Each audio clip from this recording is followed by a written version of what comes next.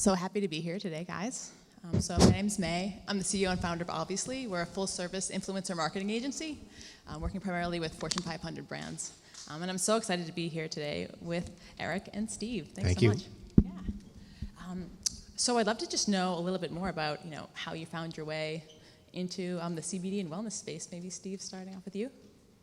Well, I'll defer to you first, and then Well, Steve's kind I'm his bodyguard. And yeah.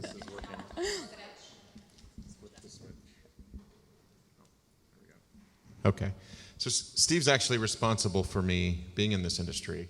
I was a longtime consumer goods marketer for companies like Kraft Foods, Henkel, and I was at LifeLock pre and during the IPO process there.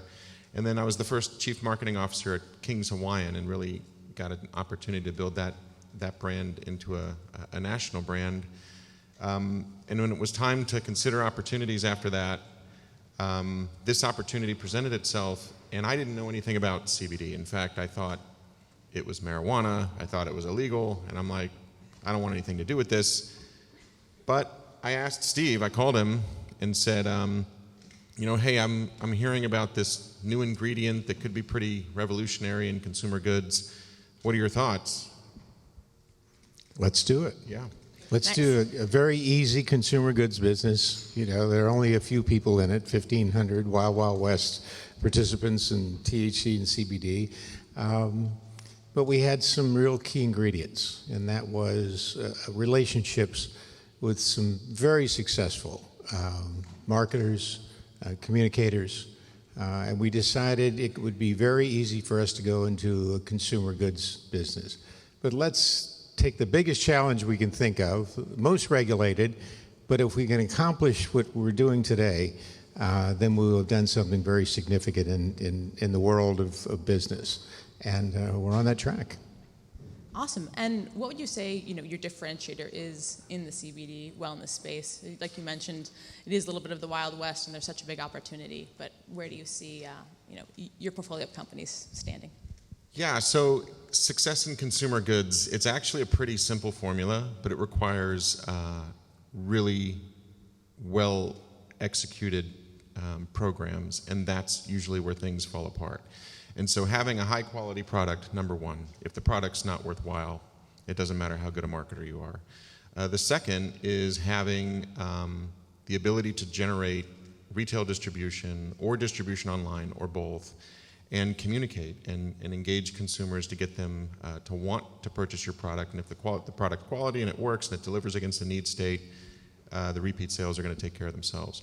And so that's the formula we went out with in the early days of this industry, which we're still in maybe the second inning at this point. But in the first inning, or even in the pregame, I was spring training. Yeah, right, in the spring. Right. I was reluctant even to tell people what I was doing because I was getting bombarded with questions like, "Oh, are you a drug dealer now?" And I'm like, I was probably more of a drug dealer when I was selling King's Hawaiian, if for any of you who've had that product. I'm glad you didn't go in that direction in the beginning when he said, I got you into this. Right. So in the very early stages, it really was all about building credibility and standing out from the early movers in the space. And a lot of them were from the cannabis or the weed space, and we were not. We were from professional consumer goods. And so we did things like obviously having Steve added credibility to what we were doing. We brought on a host of other athletes, Carson Palmer, Andy Myers-Drysdale, Ricky Fowler, Holly McPeak, and we're working on another prominent tennis player. So we did a lot to bring credibility to the space. And then we also are the only company in the industry that has the former Surgeon General, Dr. Carmona, associated with a set of brands in this space. And that really set us apart from everyone else. And so I think that education and trust is just so important. How are you kind of disseminating those messages in your marketing? So we did another thing that's unique in this industry. It's unique in all of business, actually. So we had several media networks make investments in us. So we have tens of millions of dollars in media that were given in exchange for equity in the company, no cash. Discovery Media led the way, and that was very helpful, allowed us to get our message out in broad reach TV, and that was when nobody was even able to advertise this category of products. in broad reach TV. And so they kind of led the way. And then we had some other networks come on board and make similar investments. And so that's been a real game changer for us, and also set us apart, and also led to our success at retail. Awesome. And then when you're looking at sports partnerships, how are you kind of evaluating the athletes that you work with? Is it by sport? Is it we just really like this person, or they love CBD? How do you think through that? Well, let's take one step back. We're really, and we've always believed this, storytellers. And whether it's CBD, whether it's NFTs, whether it's online gambling, not everybody truly understands these businesses. And they're evolving, they're becoming part of our lifestyle.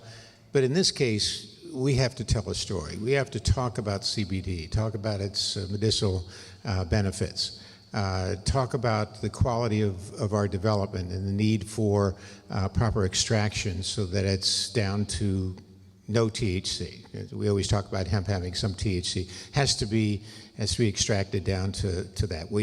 We're only as good, and you know this, as your credibility and your truthfulness and the people you deal with. So when we first developed our number one product, Level Select, which is a topical, kind of like an icy hot like some of the other ones, it had to be better. The uniqueness was the CBD. And we had to look at it, and all of a sudden we determined that over 50% of the users were women. So we weren't just targeting athletes, we were talking across the board. People who had whether aggressive lifestyles, weekend warriors, former athletes, or just people living their lives who end up with the need to have something that's going to be able to relieve aches and pains from joints and muscles and so forth. So the quality of the product was job one.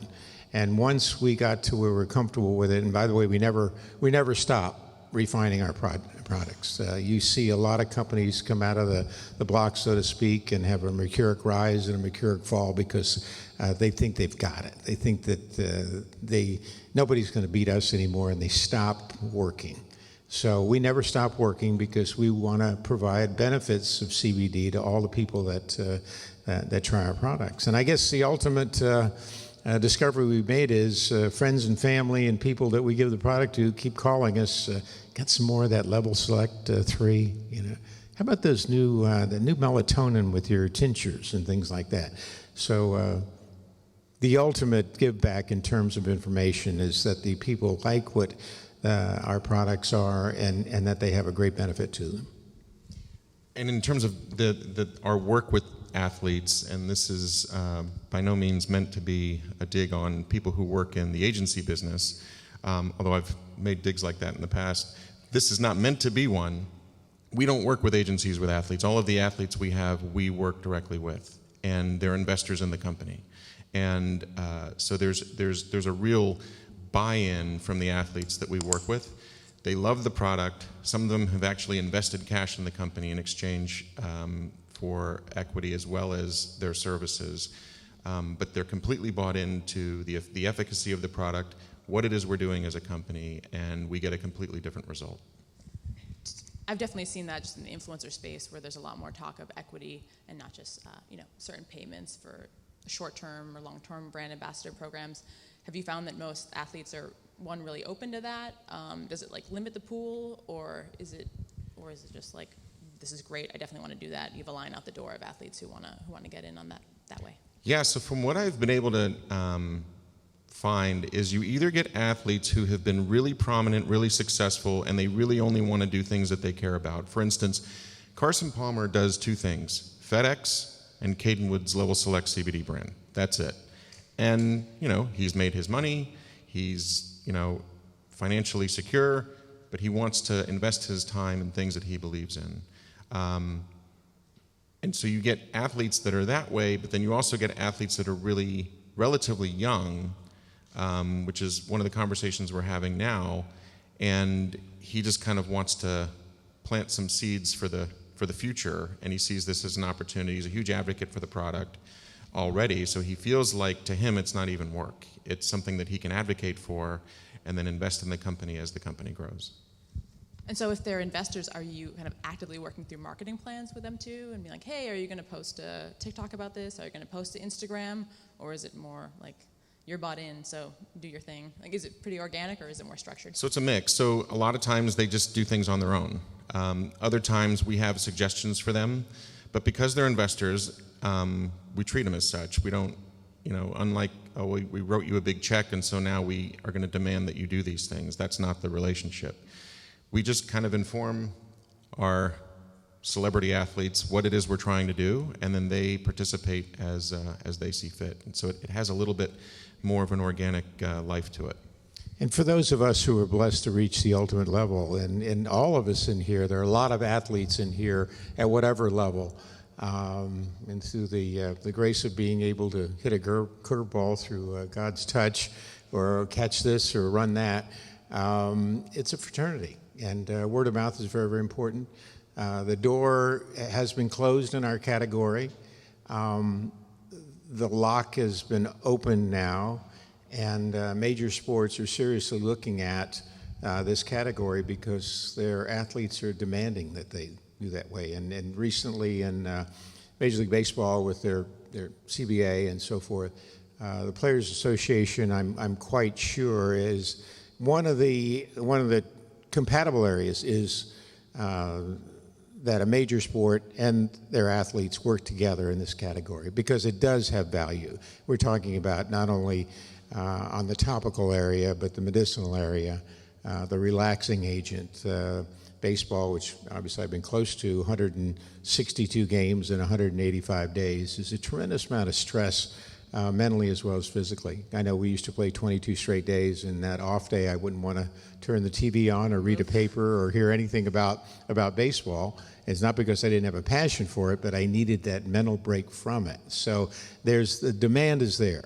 And I think the leagues are starting to become more and more aware that they need to talk to a company that will be the first torchbearer to come through the door and develop a partnership that will open the category up to each sport in each area. So we want to be that company, but as Erick said before, you have to have your research, you have to have your medical staff, you have to have Dr. Carmona, you have to have the credibility and the answers to the medical questions when a league is pretty close, but they know they have to be able to articulate it and be able to share the story. And that's an important distinction. There's not a single major sports league today that authorizes CBD products. Even though there's players who want to use them, they're not officially sanctioned as of today. That will change. We expect to be the first company in the industry to sponsor a major sports league. And we know that shift is coming, but that's just one of the headwinds that this industry has had since inception. But again, if those restrictions didn't exist, the opportunity wouldn't either. So we don't really spend a lot of time complaining about it, but we do have to spend a lot of time working to get those barriers down.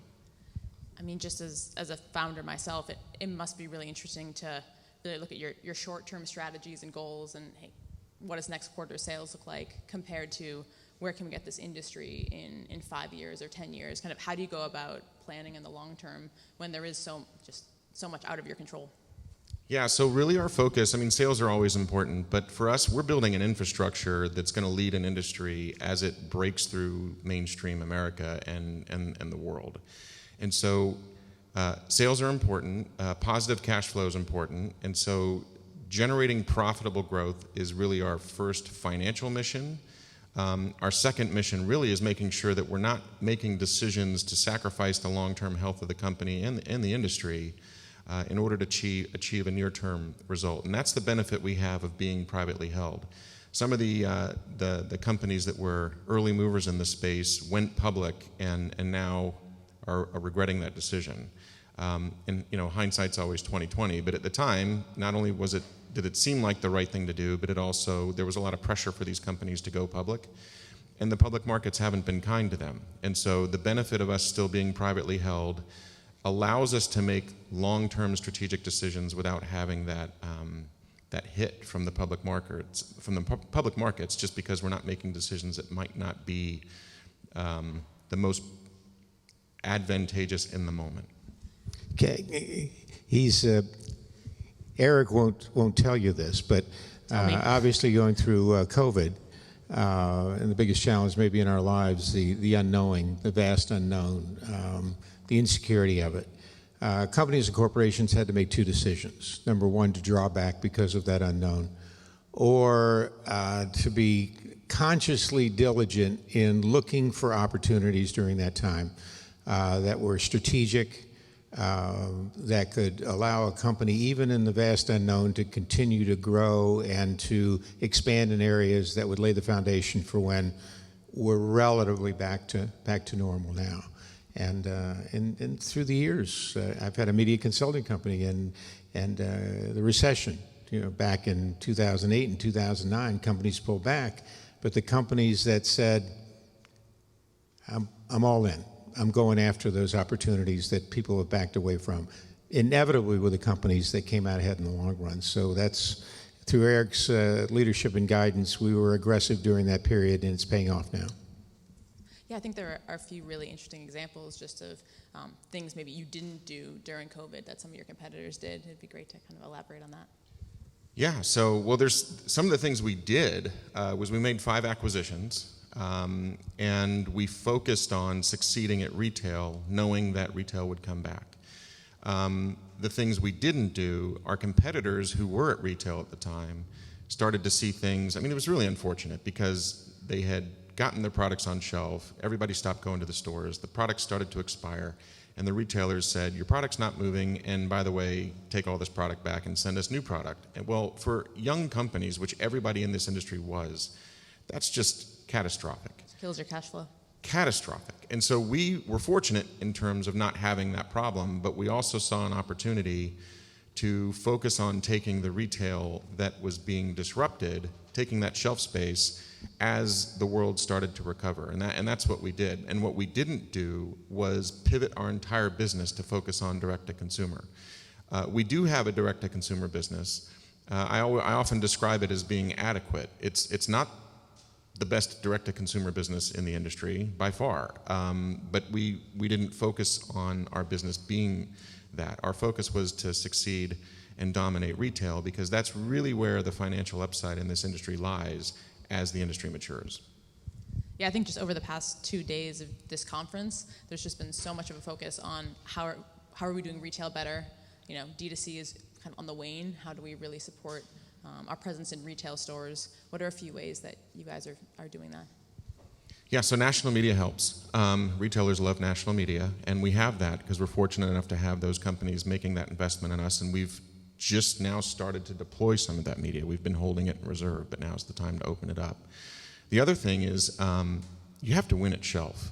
If you're at retail, first and foremost, you have to partner with the retailer and make the investments necessary in order to make sure that you have the right price, the right promotional strategy, that the retailer's also investing in the category and your products as well.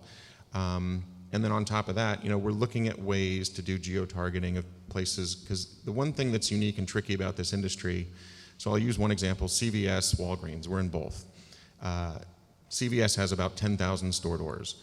We're in about 3,500 store doors, not because we don't have full acceptance, but that's how many store doors CVS will sell CBD in, and because they have their own internal restrictions based on there not being full FDA approval.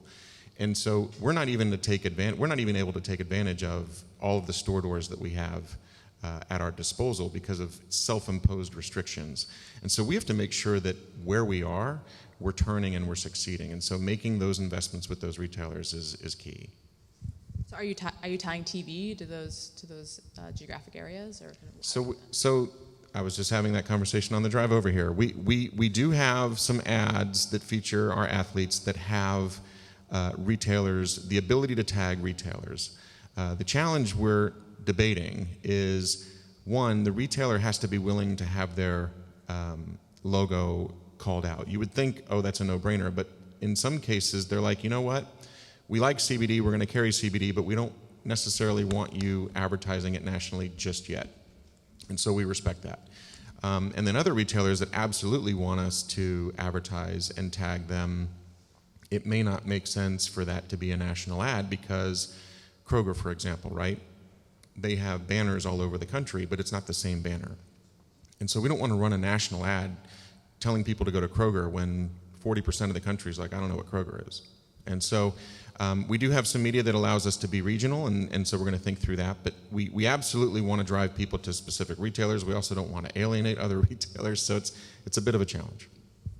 And we try to really focus on that unique moment around a classic event, like with Carson doing Radio Row at the Super Bowl and catching a large audience at the right moment, talking about it, having fun with it.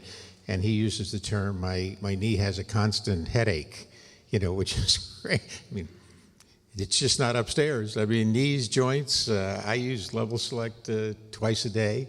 I've got 2 hip replacements and a left shoulder. And I was doing a show, about a year ago, and it was the right time, the right moment. It was in Denver at the All-Star game. And all of a sudden, I get 15,000 hits, on Twitter and Instagram there.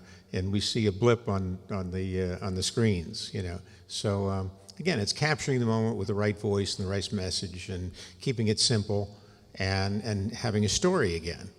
Stuff works. All while not making any claims whatsoever.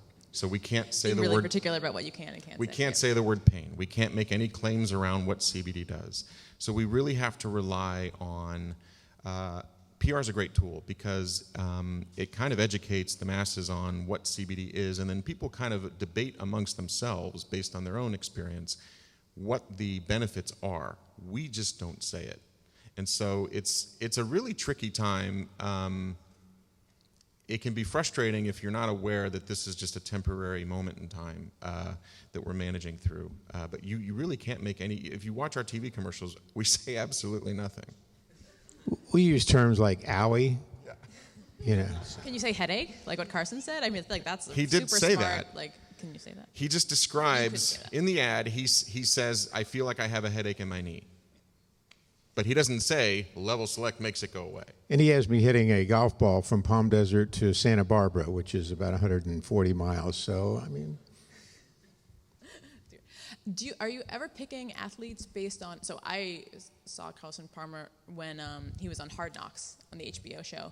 Are you ever kind of looking at the athletes that you work with based on kind of that extra level of kind of influence, exposure that they're getting? I think that it's always got to be a blend of real life stories, of men, women, active, inactive, who have tried the product and it works for them. I think more now than ever. Obviously, the higher visibility person, whether it's entertainer, athlete, will capture your attention, and then the message may resonate, may not, depending on whether it applies to you. But it's that everyday story that you see on TV that you can really relate to is the one that's going to lay the foundation. Yeah, I think that's been a constant theme, just authenticity and real stories, and that, hey, this is what happened to me is just so important. Switching gears for a second, I know you did mention, you threw out the fact that you just acquired 5 companies. I'd love to just learn more about that process and kind of how that factors into your larger strategy. Yeah, so early on, we made the decision to be completely vertically integrated. And there was the primary reasons for that was we wanted to control quality, because very early on in this industry, people weren't really sure where the CBD was coming from. And we wanted to control our own supply chain because there was also a run-on product, and we didn't want to, we had these great plans of scaling nationally, and we didn't want to tell a major retailer that we couldn't supply them because the person we were buying from deprioritized us. And so that was a huge investment early on. So we own a business called EcoGen based in Grand Junction, Colorado. Beautiful Grand Junction, Colorado. And that's the company that manufactures all of our ingredients, the CBD ingredients. And we also sell to the wholesale market as well. And we're happy for our competitors to buy our CBD. We then also made a recent acquisition in a co-packing facility in Phoenix, Arizona, where we now make most of our finished goods ourselves as well. And with all of the things going on in the supply chain world right now, having a fully self-contained supply chain is great for us, especially as we're scaling. And it's also turned out to be quite a point of difference for us as we're promising on-shelf dates to retailers. It's actually proven quite beneficial. And then we also have a strategic cost of goods advantage by owning both Ecogen and the co-manning, because it strips out cost. It allows us to lower price at retail. It puts more pressure on our competitors, and we're still able to maintain a healthy margin. So it's really great. It's been, those aren't free assets to acquire, but we think they're well worth the investment, especially for the long term. The other investments we made was in some consumer brands. So there were some brands that were really doing really well, but they just came under different financial pressures. One of them, and the biggest one, was Social CBD, which we purchased last summer, and they at the time had the most retail distribution in the industry, and so we acquired it specifically for that. And then we also fell in love with the brand and the products, and so we're kind of rejuvenating those products going forward as well. And then there's a company called The Healist, which was based in the UK, but they had distribution at Walgreens, and that brand is all natural. And we're going to reposition those products to more of the natural channel and put some other brands in its place at Walgreens. But we really like that portfolio of products that we have.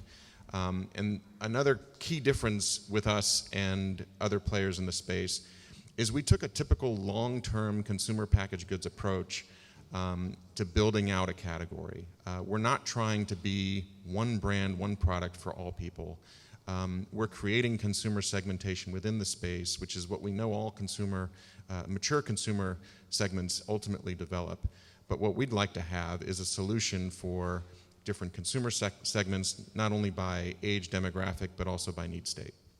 And are you breaking that out per brand? We are.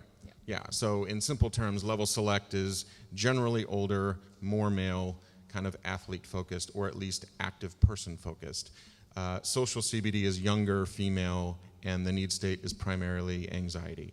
Healist is all natural, mostly female, I'd say slightly older, definitely older than Social CBD. And then one of my forgetting? Oh, we have a pet brand too. That you'll. That's huge. Yeah, we do. We have a pet brand. Anxious pets out there. Yeah. So we have anxious pets. Yeah. So we have a pet brand called Purity Pro that you'll find at the largest pet retailer later this year. And that's for hips and joints, and it has a calming effect too. So. That's so great. Do we have time for questions? Oh, we don't. Sorry. What? Well, thanks I'm so much. sorry. I'm so sorry. Don't do this Excuse to me. Steve. Anybody have a question? Anyone have questions? Steve said so. No. We came all the way from the West Coast. Yes.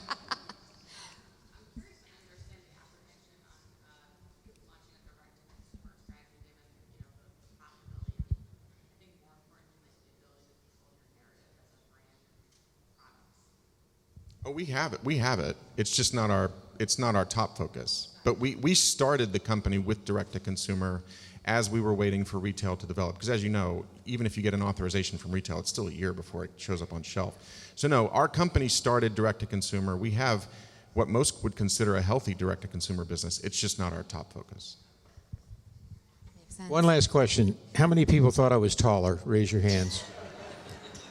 Right, you're out of the will. The rest of you are in the will. Thank you very much. Hey, I thought that was just me. It's a small will. Steve, Oh, see, I still have well, balance. I You know, know. we didn't make much money back in the 70s or You're 80s. good. You're good. Well, thank you guys so much. It was amazing. I'm really excited about the pet care brand, especially because I know all the dogs I know are all anxious.